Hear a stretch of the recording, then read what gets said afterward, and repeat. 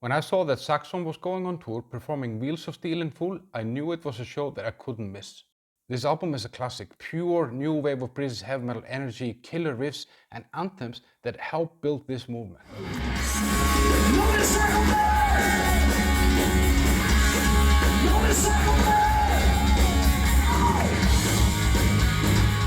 But watching them live got me thinking, why isn't Saxon as big as Iron Maiden or Judas Priest today?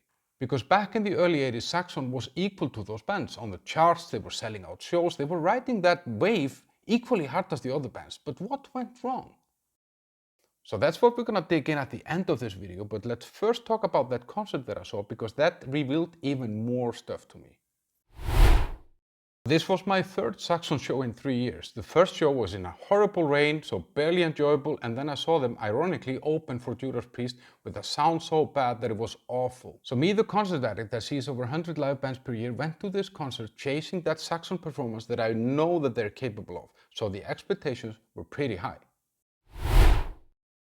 Now this place is not your typical metal venue. It's a 500 capacity room with a bizarre layout. Not a place you expect great sound from a metal gig. And even Biff spotted it right away, because after their first song he said, "What the fuck is this place? This is so weird, it looks like a disco." And he's spot on, it's actually a disco. There are 80s discos in the weekends in this place and concerts during the week. Grand Slam and Girl School opened the show and they did a good job, but the sound was really muddy, so my hopes were sinking even deeper.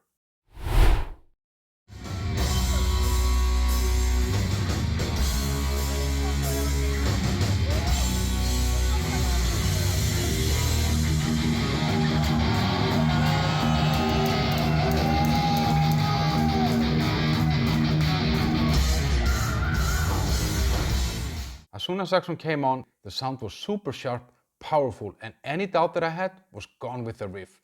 This was not any repeat of my past Saxon trauma, this was Saxon ready to fucking roar. The band locked in tight. It's a unit with kind of grit and groove somehow. I'll get to Biff a little bit later, because he deserves his own spotlight, but Nigel Clocker, he set the tone. Right out of the gate, he slammed the drums like a war machine. It's pure, relentless power. It shook me to my fucking bones, every fucking beat of the drum. And the vibe within the band was electric. I mean, they're riffing off each other, they're trading laughs, they're obviously having fun there, and Biff got the crowd going in all the right moments. And those 500 people there, they were clearly just die-hard fans. They knew every lyric, every line, every guitar solo, everything. And this feedback from the crowd made you feel that this band didn't want to be anywhere else in the world than on this exact stage. So for a 500 people venue that is designed like a discotheque, I would say that the lights and the show and the whole thing kind of punched above its weight. They had smoke machines, some cool lights, and the Saxon visual blazed on a screen behind them, plus they had the drums on a riser that kind of gave the venue a feel that it's bigger than it actually is. And then the set list. 23 songs from 9 albums, Wheels of Steel in full, and then some older and newer classics piled on for a 2-hour set. And that's amazing value, guys, and that's a stark contrast to what their once upon a time peers are doing now with maximum 15 to 16 songs a set. Now we need to talk about Biff. At 74, the guy is just unreal. He ripped through those 23 songs, never missing a note, never looking like he struggled with anything. Biff commanded the stage. He was kind of bantering with the fans, bantering with the band, driving it forward. He is definitely the heart of Saxon's fire. And with the frontman this good, it's borderline criminal that they didn't at least co-rule the world of metal with the likes of Iron Maiden and Judas Priest. Now this was easily a 10 out of 10 performance, no question. I came in doubtful, I left buzzing. This is the Saxon show that I had been chasing. So this show left me even more baffled. Why isn't Saxon huge? I mean, like I said before, back in the 80s, they were equally big as the other bands. And yet here I am seeing them play a 500 people venue while I got tickets for Iron Maiden in 3 months' time playing a 50,000 people venue. So what went wrong? I dug into it and this is what I found. This is why I think Saxon didn't become as big as the other bands.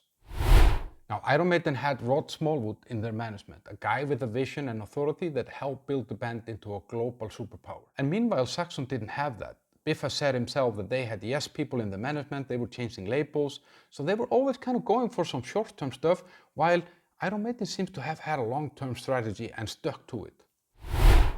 And that weakness in management also affected the band's touring, because back in the 80s it was all about touring. Iron Maiden toured the World Slavery Tour. They conquered Earth with that tour. Meanwhile, Saxon never really had that stamina and endurance to kind of push through and stay long enough on tour or whatever, and that is down to management. Now, branding and media presence was also a big thing. I mean, Iron Maiden had Eddie, Priest had the leather and the studs, Saxon, they had that biker vibe, but it wasn't that iconic hook somehow. And even, their album covers and all of that stuff, it just didn't pop out as much as the other bands.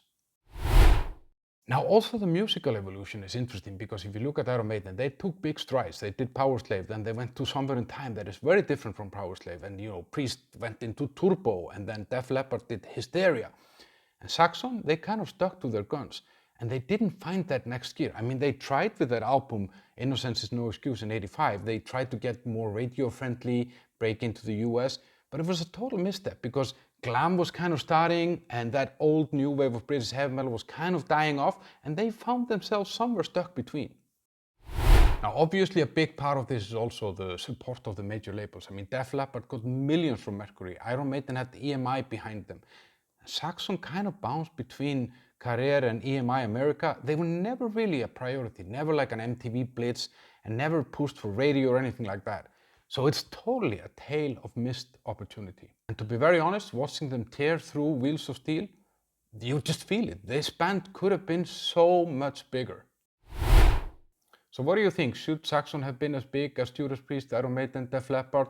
Or are they exactly where they deserve to be? Let me know in the comments. And if you like concert reviews and deep dives like this, then now might be the perfect time to hit that like button and subscribe to my channel. And then I want to tell you about this video over here. I went to see Pantera live the other day. I went in with very high expectations, turned out very different what I expected, and then I had some deep thoughts afterwards. See you over there.